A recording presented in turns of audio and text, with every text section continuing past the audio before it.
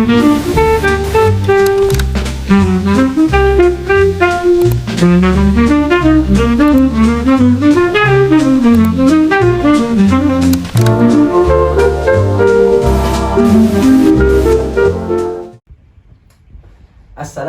warahmatullahi wabarakatuh. Halo teman-teman, selamat datang di Santai Tapi Serius. Nah, tempat kita ngobrol santai tapi bahas hal-hal penting buat kesehatan pikiran dan rasa aman kita. Nah, episode kali ini kita bakalan ngebahas topik yang sering dianggap sepele tapi dampaknya bisa panjang, yaitu bullying dan kekerasan seksual khususnya pada remaja. Dan juga kita kasih tahu nih bagaimana cara bantuan lewat PPKS yang ada di Universitas Dr. Subandi. Nah, topik ini mungkin nggak nyaman, tapi penting banget buat kita pahami bareng. Nah, supaya pembahasan lebih jelas dan nggak salah kaprah nih, hari ini kita ngobrol bareng dengan narasumber kita yang bernama Muhammad Riki Hermawan. Kepadanya silahkan masuk, Kak. Oke. Boleh tuh. Enggak usah duduk. Wah, tawale ya, tawale. Udah, duduk. Sabar. Nah, jangan itu lah guys. Itu adalah salah satu bentuk bullying kepada teman kita ya. Nah, oke, terima kasih hadir di Santai Tapi Serius ya, Kak. Boleh perkenalkan diri dulu? Baik, saya perkenalkan diri dulu ya. Ya. Perkenalkan, nama saya Muhammad Riki Hermawan dari kampus Dr. Subandi. Dan semoga kedatangan saya bisa bikin teman-teman lebih paham tentang bullying dan kekerasan seksual dan berani mencari bantuan. Nah, sebelum lanjut di sesi pertanyaan ya, Kak, kita bahas dulu nih secara singkat tapi penting juga ya soal topik hari ini nih. Apa sih yang dimaksud dengan bullying dan kekerasan seksual khususnya di kalangan remaja dan juga mahasiswa?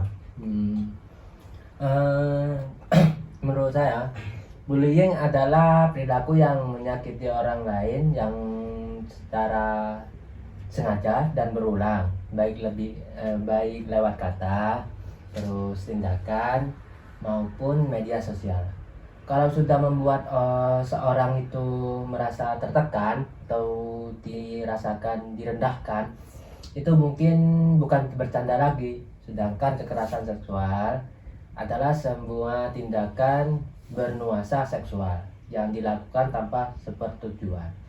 Tidak selalu berupa sentuhan fisik, komentar, tekanan, dan paksaan. Juga termasuk intinya. Kedua hal ini sama-sama melanggar rasa aman dan tidak boleh dianggap wajar. Nah, kita bakalan kasih pertanyaan nih buat Kak Riki. Apakah Kak Riki mampu untuk menjawab pertanyaan-pertanyaan yang saya berikan? Insya Allah bisa. Oke. Oke, ya, tanyakan dulu ya. Banyak orang yang masih menganggap bullying itu cuma bercanda. Seperti tadi kita yang lakukan tuh, sebenarnya kapan sih bercanda tuh berubah jadi bullying?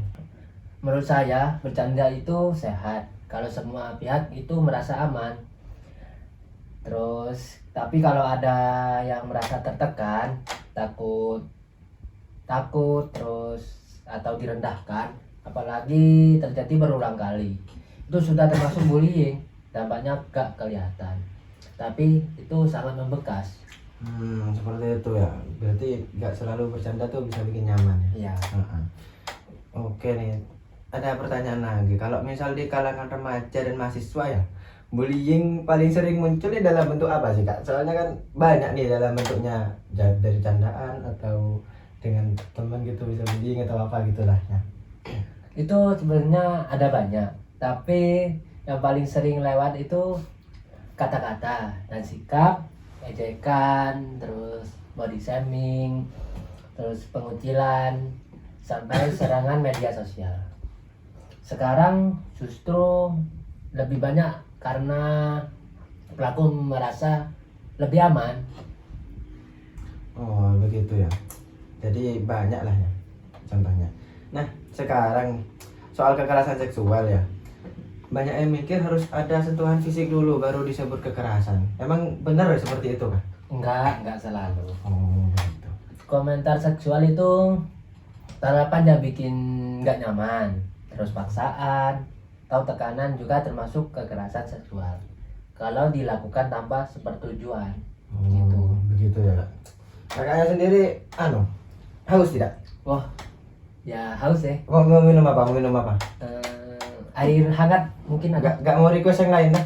Enggak. Oh oke. Air Terima kasih ya jajannya ya. Ya, boleh. Kak Riz, air hangat satu. Dua ada apa-apa.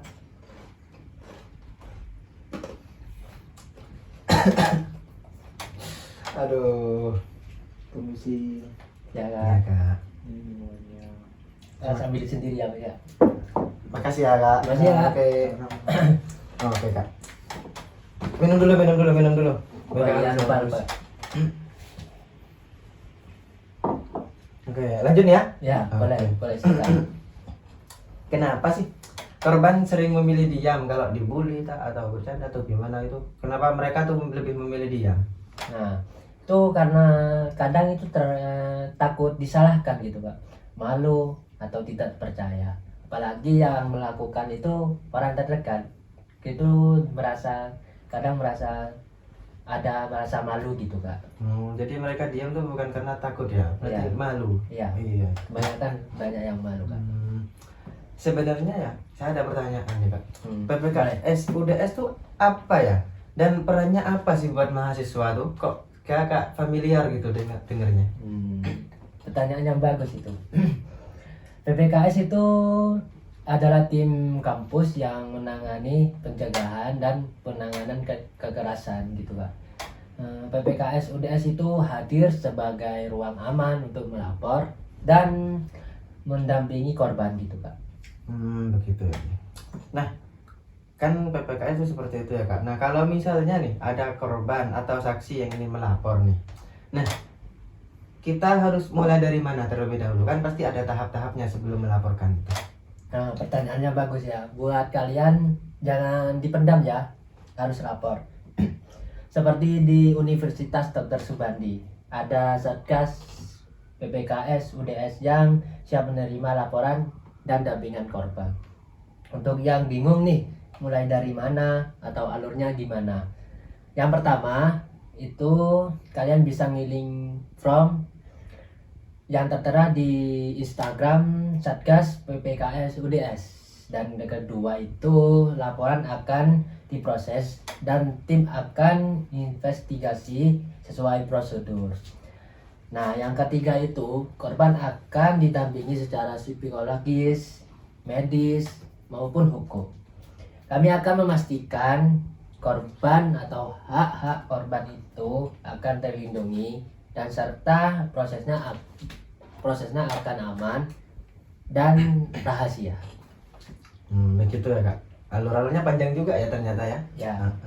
Sebelum kita tutup nih pada obrolan hari ini ya, mungkin ada pesan atau saran gitu ya yang ingin disampaikan untuk teman-teman dan juga mahasiswa yang lagi menonton atau dengerin podcast kita kali ini.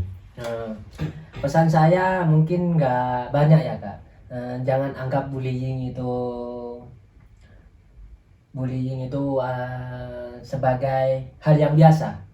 Kalau kamu mengalaminya atau melihatnya terjadi di sekitar, jangan diam dan jangan menyalahkan diri sendiri. Berani bicara dan mencari bantuan itu bukan tanda lemah, justru itu bentuk jaga diri kita. Lingkungan yang aman itu bisa tercipta kalau kita saling melindungi, saling menghargai, dan berani berusaha saat ada orang lain yang salah. Jadi jaga diri kamu, mungkin kakaknya juga, teman kamu juga, kalian, dan jangan ragu untuk meminta pertolongan kalau dibutuhkan. Seperti itu ya Kak ya.